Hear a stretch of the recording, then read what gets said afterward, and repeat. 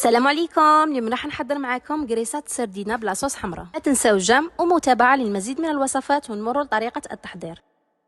عندي كميه تاع السردينه نقيتها ونحيت لها الشوك، لي زيبيس مغرف صغيره من فلفله حمراء، كمون، راس الحانوت، سكنجبير، زعتر وحرور،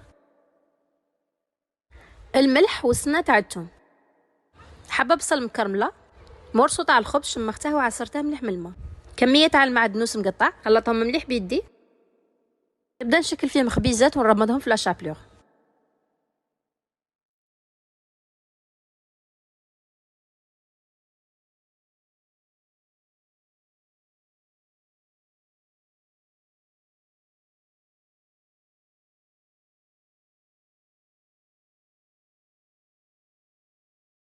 ونقليهم في الزيت سخونه.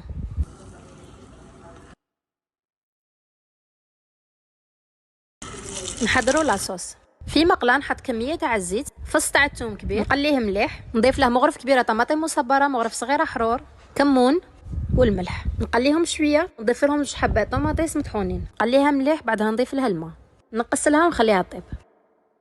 وهذا هو الشكل النهائي لطبقنا نهار اليوم. نتمنى تجربوها بهذه الطريقه وتعجبكم. الى الفيديو القادم ان شاء الله.